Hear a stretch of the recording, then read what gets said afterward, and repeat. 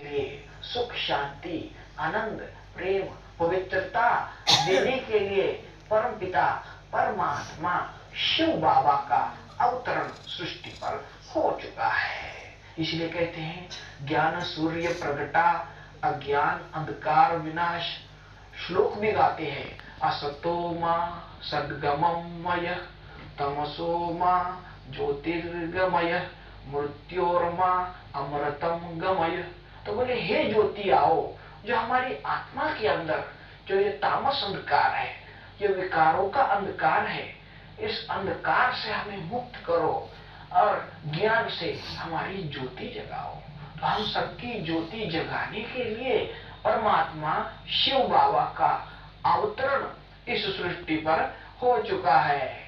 जो हमारे जीवन रूपी नैया पांच विकारों के भंवर में डूब रही है, भाई डूबती हुई नैया को परमात्मा पार लगाते हैं।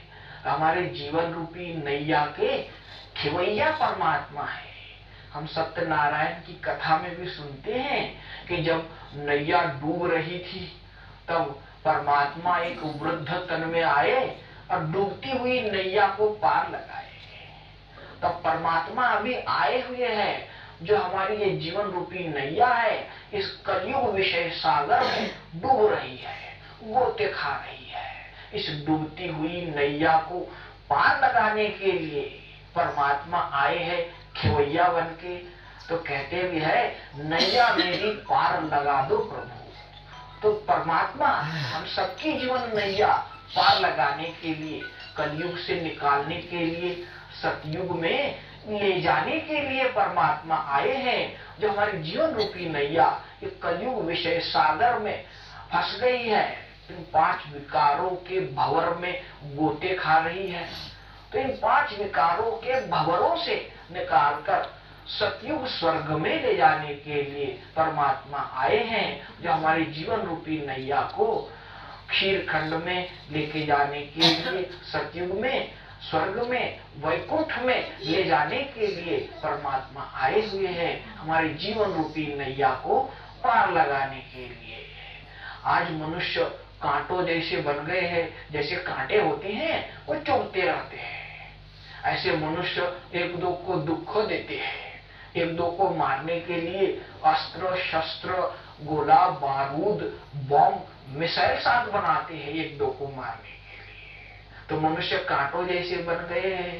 तो कांटों जैसे दुखदाई मनुष्य को परमात्मा फूलों जैसा सुखदाई बनाते हैं। तो परमात्मा बागवान है, माली है, जो कांटों जैसे दुखदाई मनुष्यों को फूलों जैसा सुखदाई बनाते हैं। तो कांटों के जंगल को फूलों का बगीचा, सतयुग स्वर्ग बनाने के लिए परमात्मा आए हैं। परमपिता परमात्मा शिव बाबा नर को नारायण बनाते हैं। नर ऐसी श्रेष्ठ करनी करे जो नर बने नारायण। भाई नारी ऐसी श्रेष्ठ करनी करे जो नारी बने लक्ष्मी और भारत बने स्वर्ग।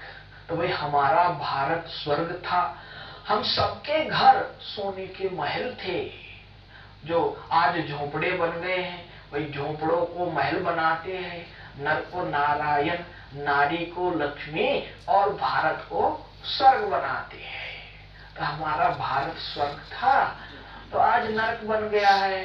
तो परमात्मा शिव बाबा आए हैं पुनः नर को नारायण, नारी को लक्ष्मी और भारत को स्वर्ग बनाने के लिए। परमात्मा हमसे कुछ लेते नहीं है, धन दौलत महल महाड़ी आज आपसे लेते नहीं है। तो परमात्मा क्या लेते हैं? जैसे शिव जी के मंदिर में हम जाते हैं तो क्या चढ़ाते हैं?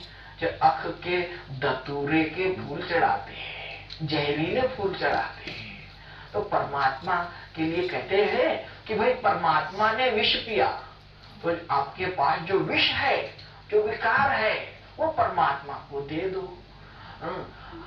विकार दे दो, 5 खोटे सिक्के दे दो, स्वर्ग की बादशाही ले लो। तो भगवान भोलेनाथ है जो आपसे आपका विष मांग रहा है। तो कहते बच्चों मुझे अपने 5 विकार, 5 खोटे सिक्के दे दो और स्वर्ग की बादशाही ले लो। कखपन दे दो, लखपन ले लो। तो मनुष्य भी दान करते हैं, जैसे कोई अन्न दान करते हैं, भाई आज दान दिया कल फिर भूख लग जाती है। कोई वस्त्र दान करते हैं, आज दिया कल फट जाता है। कोई धन दान करते हैं, आज दिया कल खर्च हो जाता है। मनुष्य जो भी दान करते हैं वो सब है अल्पकाल के लिए, लेकिन भगवान देते हैं जन्म जन्मांतर के लिए, 21 जन्मों के लिए, सदा काल के लिए भरपूर करते हैं। तो भोलेनाथ भगवान आए हैं आप सबकी झोली भरने के लिए। कहते भी है भगवान आपके द्वार खड़े हैं कि भगत भर दे रे झोली। जो भगवान आपसे मांग रहे हैं, आपकी जो बुराइयां हैं, आपकी जो बुरी चीजें हैं, वो भगवान को दे दो और स्वर्ग की बादशाही भगवान से ले लो। 21 जन्म के लिए स्वर्ग की बादशाही देने के लिए, सत्युग का राज भाग देने के लिए भगवान आए हैं। तो भगवान को ये बुराइयां दे करके स्वर्ग की बादशाही ले लो। जैसे भी कहानी बताई जाती है, जैसे एक मार्कंडे नाम का बालक था, जब उसका जन्म हो गया तो ज्योतिषी ने बताया कि भाई इसकी आयु जो है वो 12 वर्ष की है और 12 वर्ष के बाद ये मर जाएगा। तो कहते उसने शिव की बहुत भक्ति की 12 वर्ष। जब 12 वर्ष पूर्ण हो गए तो यमराज भैंसे पर सवार हो यमलोक से आ गए, ले जा लिए।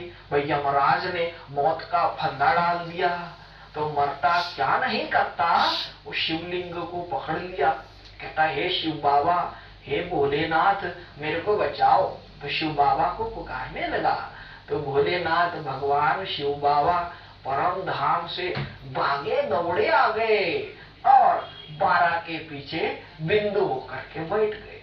जब 12 के पीछे एक बिंदु लग गया तो कितना हो गया? तो बोले 120।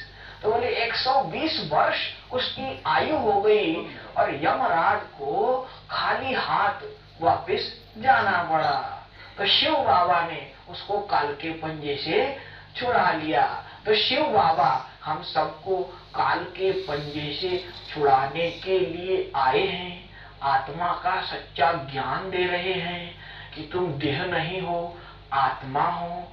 ये शरीर विनाशी है, आत्मा अविनाशी है, ये सत्य ज्ञान देते हैं और मृत्यु के भय से मुक्त करते हैं। इसीलिए शिव बाबा को मृत्युंजय, काल पर विजय दिलाने वाले, कालों के काल महाकाल, अमर कथा सुनाने वाले अमरनाथ भी कहा जाता है। तो शिव बाबा हम सबको अमर बनाने के लिए आए हैं। ये अमर कथा, तिजड़ी की कथा, सत्यनारायण की कथा, सत्यनारायण बनने की कथा स्वयं भगवान शिव बाबा करके सुना रहे हैं। तो शिव बाबा को सभी धर्म के लोग याद करते हैं। सिख धर्म के धर्म गुरु गुरु नानक जी कहते हैं, एक ओंकार सतनाम करता पुरख निर्भव निर्वैर अकाल मूरत आयोनि सैपंग गुरु प्रसाद जप आद सच जुगाद सच है भी सच नानक होशी भी सच। तो भाई सत्य श्री अकाल जो बोले सो निहाल। गुरु नानक जी एक अकाल मूर्त को, एक ओंकार को याद करते हैं, उनकी ही महिमा करते हैं। महात्मा बुद्ध जिनका नाम था गौतम, वो एक राजा के पुत्र थे। तो महल में बैठे थे तो महल की खिड़की से उन्होंने देखा एक वृद्ध महिला जा रही है। तो वृद्ध महिला जो बीमारी से पूरी तरह ग्रसित है और एक व्यक्ति की मृत्यु हो गई है, उसकी अर्थी वहां से जा रही थी। उन्होंने देखा भाई जीवन का अंत यही है, बुढ़ापा, बीमारी और मृत्यु। तो वो लाश के पीछे शमशान चले गए और जाकर के शमशान में वो बरगद के नीचे बैठे और वो तपस्या करने लगे। तो वहां पर उनको ज्योति स्वरूप परमात्मा शिव बाबा का साक्षात्कार हो गया। वो ज्योति बिंदु का स्मरण करने लगे और ज्योति बिंदु की तपस्या करके, ज्योति बिंदु को याद करके वो गौतम से महात्मा बुद्ध बन गए और विश्व कल्याण की सेवा में निकल गए। क्रिश्चियन धर्म के धर्म स्थापक क्राइस्ट कहते हैं, God is light, I am son of the God. मैं गॉड नहीं हूँ, गॉड लाइट अर्थात ज्योति है, मैं उनका बच्चा हूँ।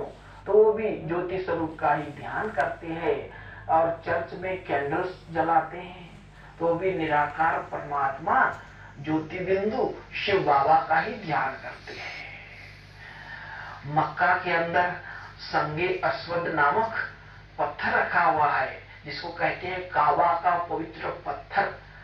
तो सभी उसको जाके चूमते हैं, तभी उसका हज कबूल हो जाता है। और सभी कहते हैं, मोहम्मद साहब भी कहते हैं कि अल्लाह एक नूर है, भाई नूरे इलाही। तो नूर अर्थात तो भी ज्योति स्वरूप के नाम से ही नमाज पढ़ते हैं, उन्हीं का वो ज्योति बिंदु का ही ध्यान करते हैं। तो हमारे भारत में है 12 ज्योतिर्लिंग मंदिर। तो 12 ज्योतिर्लिंग मंदिरों में निराकार परमात्मा शिव बाबा की ही प्रतिमा रखी है। हमारे गुजरात में